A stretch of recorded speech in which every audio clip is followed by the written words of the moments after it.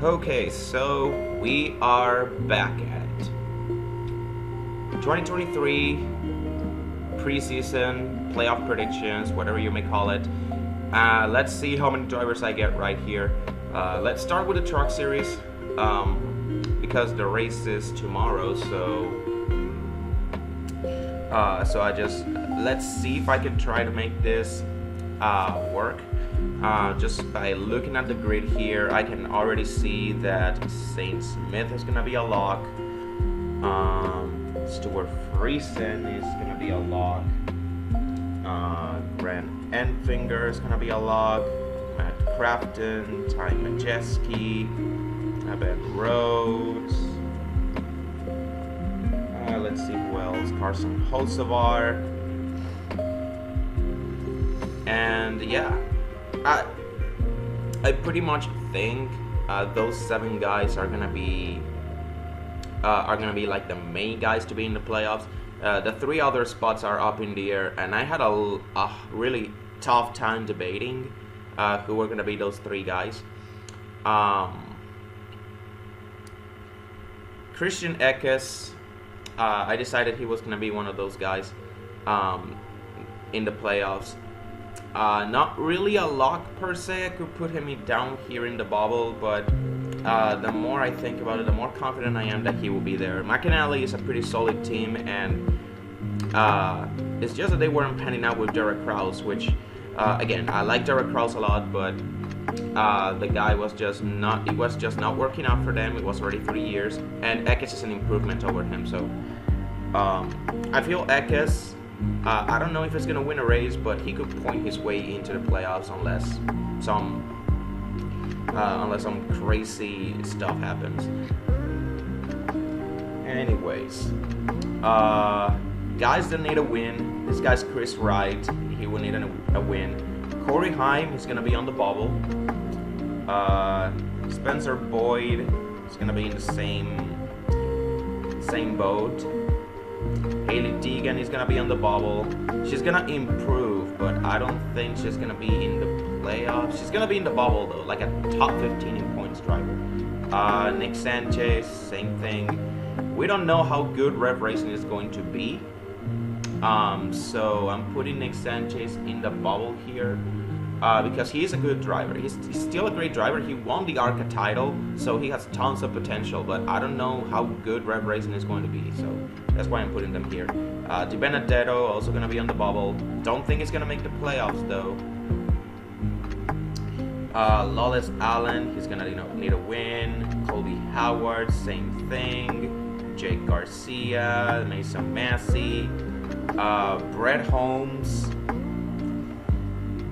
This is pretty interesting. As much as I like the guy, is he really in the play? Is he really gonna be in the playoff bubble? I don't know. The bubble's gonna be too crowded this season, so it's more than likely someone's gonna be left out.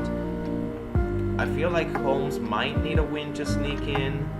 I feel like he could. Again, I really hope he surprises me. I have high hopes for him, but looking at how crowded the bubble is going to be, I think it's going to be in there. Tanner Gray, yeah, he is a bubble guy. Ankrum as well. Taylor Gray, even if he misses like the first few races, I think he's going to be in the bubble. Or no, actually no. As great as his potential is sky high, but well, or rather, I wouldn't say sky high, but he has more potential than his older brother. But he's gonna miss like the first 3 races because he's not 18 years old yet. So, playoff bubble. No, he's gonna more than likely need a win. It's gonna be like a Tyler Ankrum 2019 situation. See, Dean Thompson gonna need a win. Chase Purdy is going to be in the bubble simply because he's driving a KBM car. Raja Karuth, he's also going to be a bubble driver. And Daniel Day. I almost said Daniel Day there. I don't know how that name is pronounced. Daniel Dye or Daniel Day? I think it's Daniel Dye. As in hair dye, I don't know.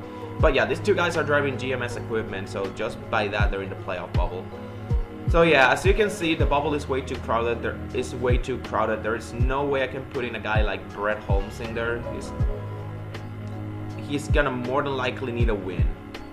These guys can point their way in. Now, when I say playoff bubble, I say guys that could point their way in, or I could see them winning a race. But when I say winning a race, I mean these guys have more of a chance. I think these guys have a better chance of winning a race than the guys down below. That's what I mean by playoff bubble. It's guys that could either point their way in or make the playoffs on a win. These guys, they can only make the playoffs. The only way they make the playoffs is because of a win. I'm including all of these guys here because, as you all know, NASCAR they just eliminated the whole top something in points. You gotta be in the cases of the truck and Xfinity, it's top 20. In cases of the Cup Series, it's top 30. Now it doesn't matter whether you're first or 35th in points, as long as you are a full-time driver and you attempt to qualify for all races, you have a shot to make it to the playoffs, which in my opinion is pretty stupid. But yeah, now let's see which of these guys here I can see making the playoffs. Let's see. So Daniel Day and Raja Karuth, they're rookies. I don't know if they're gonna be able to make it. Same goes for Nick Sanchez. These three guys are rookies. They were the quote-unquote big three of ARCA last season. But then again, there is some argument to be made that winning an ARCA title nowadays doesn't really matter because the skill level in that series compared to the truck series is vastly inferior. Chase Purdy, no thanks. Tanner Gray, no. Same goes with DiBenedetto. I don't know. Maybe he could improve, but I don't know by how much. And even if he does, he's still gonna need a win because again, bubble is way too crowded here. Hailie Deegan, she's gonna improve. She's gonna get a few more top 10s and maybe a top 5. But no, she's not gonna make the playoffs. That 13 truck, when Johnny Sutter drove it, it was the weakest truck in the ThorSport stable. ThorSport, they were honestly really smart in giving Hailie Deegan the weakest truck. That way, because they know that she's like the wild card of this team. So honestly, I think she's gonna improve simply because she's driving ThorSport, but I don't think she will. I don't think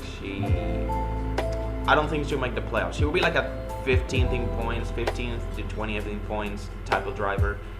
Maybe could finish top 15. But that's where I'll leave it at that. Corey Heim, he really showed flashes last season driving part-time for Kyle Busch Motorsports. Now Tricon Garage is not Kyle Busch Motorsports, but they are Toyota's new development team. They are basically the new Kyle Busch Motorsports. I'm gonna put him in the playoffs simply because I think he's gonna win a race and he's gonna be in contention to win several others. He's gonna have like a Christian Eckes type of season it's gonna have like what Christian Eckes had last season, except with a few less top 5s and top 10s, but it's still gonna be enough for him to make the playoffs. And the last spot here, I've already said my piece about all of these guys, so by process of elimination, I guess I'm gonna go with Tyler Ankrum. And again, I am not very confident in Ankrum making the playoffs because he missed the playoffs last season with Hattori, which is one of Toyota's best teams. But then again, with Kyle Busch Motorsports gone, that means that Helmut Friesen and Hattori are gonna be like the anchor teams because Tricon Garage is just full of rookies, and Friesen is a veteran. Tyler Ankrum, I believe he has like 100-ish Truck Series starts under his belt already, 100 plus starts. So he is technically a veteran in this series too. So with Toyota having those two guys as their veteran guys, I think they're gonna put some more resources behind those guys, and Friesen's gonna be Toyota's best driver now, and Ankrum, this could be enough for him to finally win a race. Not only return to the playoffs, but finally win a race. So I feel like these 10 guys, this is a pretty solid list. I don't know much about these last 2 guys. Maybe last 3 if you count Ekes. The top 7 is pretty alright, but those last 3 spots, I was debating on them pretty much. Pretty long and hard, but I feel like this list came out pretty solid. Now that I think about it. Okay, so moving on to the Xfinity Series. Again, same thing. Playoff drivers, playoff bubble, they need to win.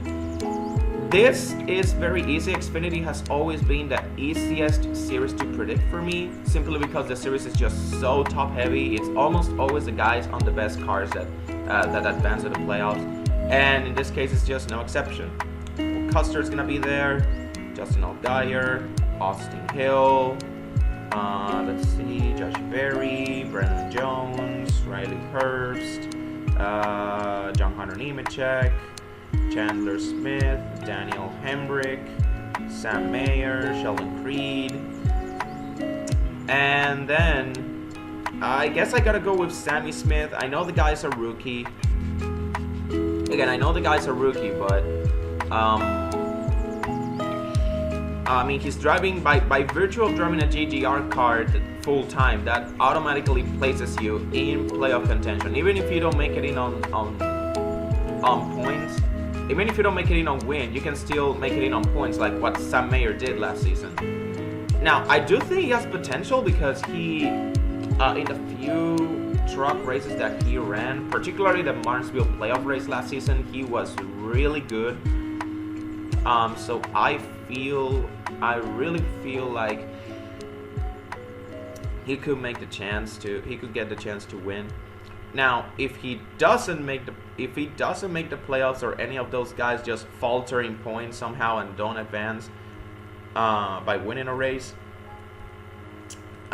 these guys are on the playoff bubble, could, sneak in on points, or even get a win to just throw the entire complexity of this playoff grid off the rails. So Ryan Sieg is gonna be in the bubble. Let's see here, Jeremy Clements is also gonna be there. Brett Moffitt, even though he's driving for a new team, we know that he has the ability to elevate teams time and time again. We've seen that. Parker Kligerman is also gonna be in the bubble. Let's see. Jeff Burton, I think he's gonna need a win. Parker Retzlaff, though, since he's driving the main car and he has more potential than Jeff Burton, I can see him sneaking into the playoffs. Same goes to Gray Golding. And then the rest of these guys. Oh, Kaz Grala too. Yeah, I forgot about Kaz Grala. He finally's got a full-time ride. Let's see what he can do. I don't think he's gonna win a race, but he's gonna stay like in the bubble, like 15 to 20th-ish in points all season long. And then there's the rest of these guys. Blaine Perkins. As great as he is and the potential that he has, I don't think he just lacks the experience that Gray Golding has, especially driving these SS Greenlight racing cars. I think he's gonna need a win, which most likely won't come under extraneous circumstances unless that happens. Brennan Poole, Jeffrey Earnhardt, Anthony Alfredo, Garrett Smithley, Josh Williams, Bailey Curry, Jesse Woodgie, Kyle Sieg. Yeah, that was it. Pretty simple. It's just pretty simple. Xfinity Series Grid was just so damn easy to predict. Okay, now that I think about it, okay, I'm getting a bit of sympathy for Jeff Burton. Let's just move up to the bubble here because, 13, 14, 15. Yeah, these guys are like the 13th to 20th in points. Yeah, just to complete the top 20 in points, I'm gonna put Jeff Burton there. I believe I don't think he's gonna win a race, but just to complete the top 20 in points, I'm gonna put Jeff Burton there. I believe he has a better chance to finish top 20 in points than all of these guys down here. So anyways, yeah, Xfinity, pretty simple, pretty straightforward in my opinion. Even if I get it wrong, it's gonna be just by one driver off, like what happened last season. So I'm pretty confident about this. for the Cup Series, we do have 34 full-time drivers. Again, just like the Truck Series, it was a little bit hard to predict how this season was, how this playoffs were gonna go, but I feel like it came out pretty good for the most part. I believe I did a beautiful job with this playoff grid. But yeah, we got 34 full-time drivers. Again, all of them are eligible because of the win and you're in now no longer having the points, the top 30 in points restriction, which again is really stupid. So anybody can win the race. Even freaking Cody Ware can win the regular season finale at Daytona and throw this whole thing off the rails. So anyways, 34 full-time drivers, yes, but more like 33. It still remains to be seen what happens with the Todd Gilliland situation. He got a 5-race deal with Rick Rowe Racing to run the 15 for the races where Shane Smith is going to be running the 38, or rather, I should say 5 out of the 6. He still has 1 race left, the Talladega race in the Spring Talladega race in April. That he still needs to get a ride for that, and if he doesn't, then he loses his playoff eligibility. And NASCAR doesn't grant waivers for that. It will be like a Grant and Finger 2021 situation where he doesn't attempt to qualify because he couldn't find a ride. And NASCAR, they won't grant him a waiver for that. I know NASCAR, they grant waivers for injuries and for drivers that want to attempt the full season, but they cannot because they are not 18 years old yet. As long as they turn 18 years old, like early in the season, like Taylor Gray, for example, or Tyler Ankrum back in 2019, they can get a waiver to compete. But if it's because they missed the race because of sponsorship or because they couldn't find a ride, they don't grant waivers for that. It will be a Grant and Finger 2021 situation, which is really rough because Gilliland had already had his full-time ride lined up. And for a few weeks before the season begins, for him to be told that he is not going to run full time, that's honestly again a pretty bullshitty move by Front Row Motorsports. But even if he somehow managed to get all of the ride, even if he managed to get the full time, even if he managed to run all 36 races this season, he will still need a win, more than likely. The bubble is really tough to crack. The bubble's going to be way too crowded this season. Again, last season proved that there are a lot of that there is potential for more than 16 different winners. That is what last season proved. Even if we didn't have 16 different winners in the playoff grid last season, we came pretty close at some points during the season. So we could see a repeat of that this season with the parity that the next gen, or rather Gen 7 car brings. I should really stop calling this thing the next gen because the next gen is here, so this is current gen now. So anyways, for the drivers that I believe are going to be in the playoffs: Larson, Hamlin, Elliott, Ryan Blaney, Joey Logano, let's see, Christopher Bell, Ross Chastain, Kevin Harvick, Kyle Busch, and William Byron. These guys are pretty much safe. I feel like they are safe locks for me to go with as far as the playoffs go. Let's see here. Austin Cindric, I feel is going to be a bubble driver. Same goes with Eric Almirola. Austin Dillon, perennial bubble driver. Alex Bowman as well. Truex, gonna put him in the bubble for now. McDowell, Front Row Motorsports, they're gonna stay afloat because of McDowell. I believe they have a chance to finish top 20 in points because of that guy. He's coming off of a career season, and he's gonna keep the team afloat in light of all of the drivers shuffling the 38. He's gonna be their anchor driver, clearly. Tyler Reddick also in the bubble now that he's on a new team. The rookies, Noah Gragson, Ty Gibbs, also going to be bubble drivers. Spire Motorsports, they're going to need a win. Their drivers are going to need a win. Same with Cody Ware. Stenhouse is an interesting case because he struggled a lot last season. He is not a backmarker, but he struggled a lot last season. he was like a top 20. He scored several top 20s, but early in the season, it looked like he couldn't get a good result to save his life. I believe he even fell out of the top 30 in points at some early point in the regular season. At the second half of the season, he got his act together. The 4017 got their shit together. But it just showed one glaring problem that this 4017 suffered. And it's not that they didn't get worse, but they didn't get better either. And a lot of the teams last season, they got better. Like Petty GMS, they got better. Colleague Racing got better as the season went on. 2311 got better. Trackhouse Racing got way better. RFK, they didn't look too hot to start the season, but then and in the second half they looked better, and even Chris Buescher won at Bristol, the Bristol night race. Stenhouse, the most he could improve was top 15s, a bunch of top 20s.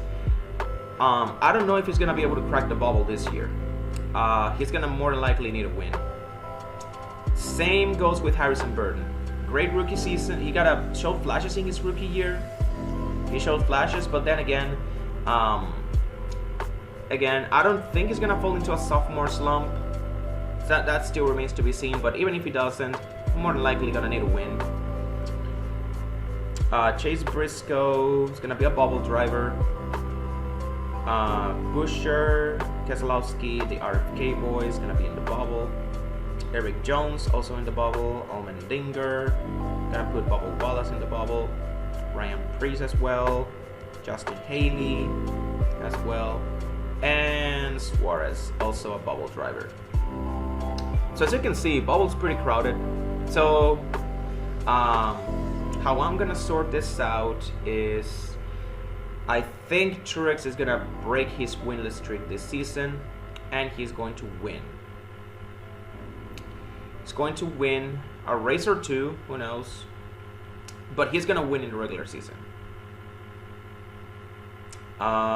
Chase Briscoe, he had a lot of momentum.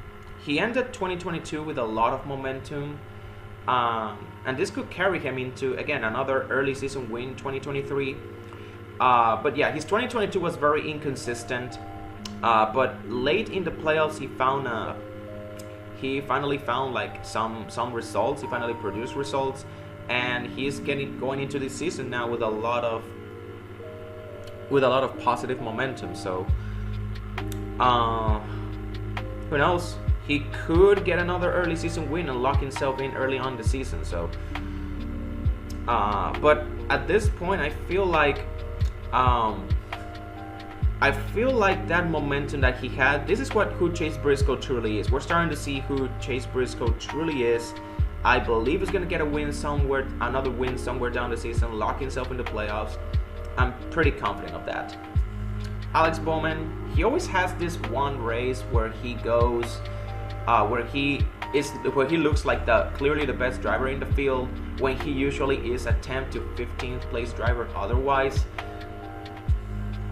And it's always in the most random of races, like his first career win came at Chicagoland, then at 2020 was Auto Club, then 2021 it was Dover, but he also won at several other places too by stealing a win. And that's another thing. Bowman has a knack for being there in the closing moments of the race. So who's to say? Could win a race, could win two races, but he's gonna win. He's gonna win the season, whether it's by dominating one random race or just being there at the end and stealing a win. That's who Alex Bowman is. Tyler Reddick, he's driving the 45 car, and the 45, even if it's by number, because the 45 car won two races, like as in the car number, but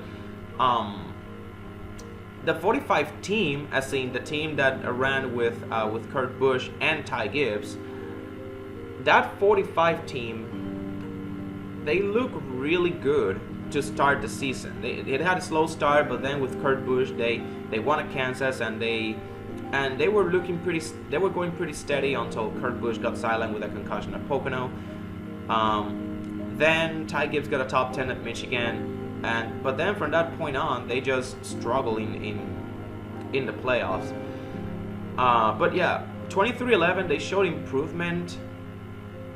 They showed improvement last season. I know the 45 team didn't win 2 races technically. They only won 2 races as the car number, but Bubba Wallace and Kurt Busch show what this team is truly made of, and I believe Reddick can win a race with the talent, with the insane talent that he has. I believe Reddick can win a race in 23-11 equipment.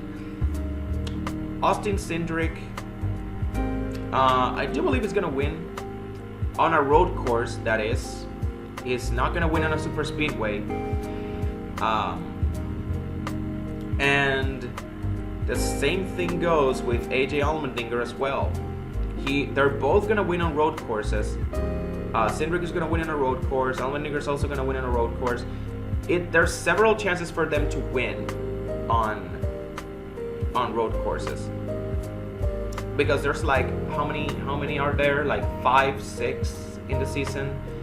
As far as the regular season goes, we have Coda, Sonoma, Chicago road course, Indy, Watkins Glen. I could be missing one, but I think I got all of them. There's 5 road courses in the regular season. Yeah, they're gonna have several chances. Dinger's gonna have several chances to win and lock himself into the playoffs. And same goes with Austin Cindric. Except that Cindric also has the added bonus of also being good on super speedways, because he's driving a Penske car, and Penskes are just kings. The kings of the super speedways right now. So yeah, it looks like we have 16 playoff drivers now. This pretty much will leave Almirola, Austin Dillon, McDowell, the rookies, the RFK guys, Eric Jones, Bubba, Ryan Preece, Haley, and Suarez will be out of the playoffs. Now, you will notice that Suarez was the only notable name that made the playoffs last year. Well, him and Austin Dillon, but Austin Dillon, if he doesn't win a race, he is not going to make the playoffs. His case is pretty simple. Now, in Suarez's case, I do believe he's going to run top 15. He's going to finish like top 15 in regular season points.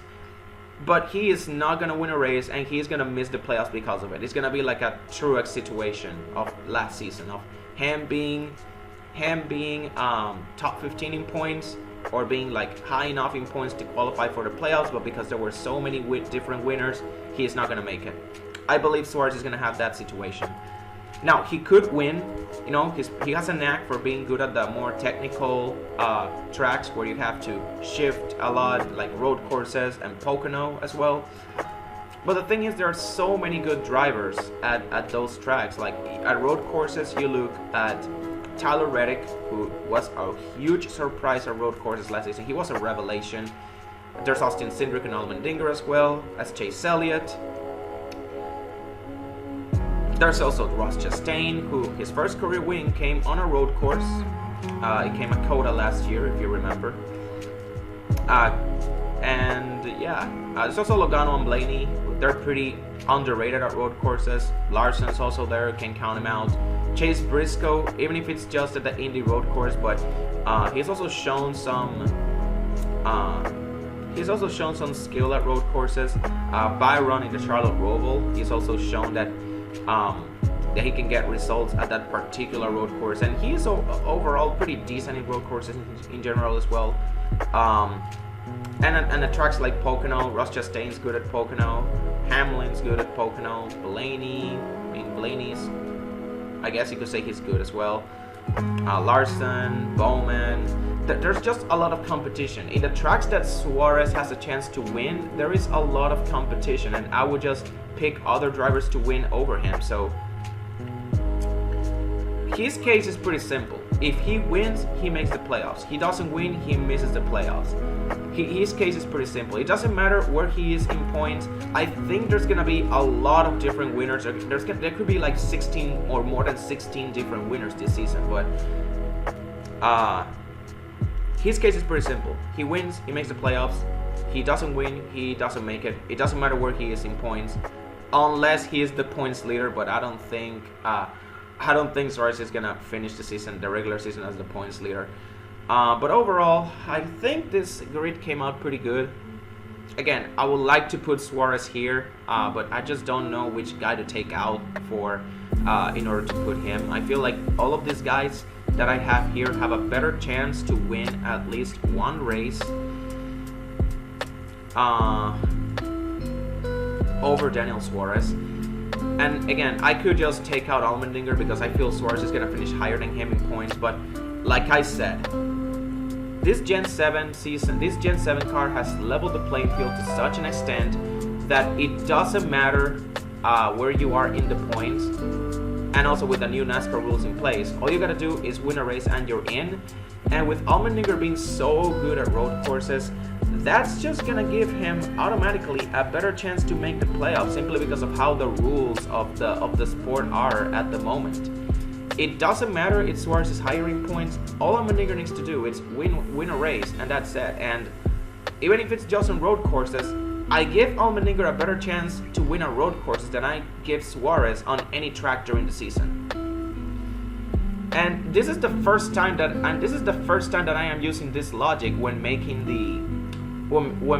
my playoff predictions for this season. This is the first time I'm thinking like this, because don't think about who the best drivers in the season are going to be. Think about which guys can win races at which places. That's pretty much how I am thinking right now. But overall, even with that logic, I still think this playoff grid came out beautifully. And now there's nothing we can do but set this show on the road.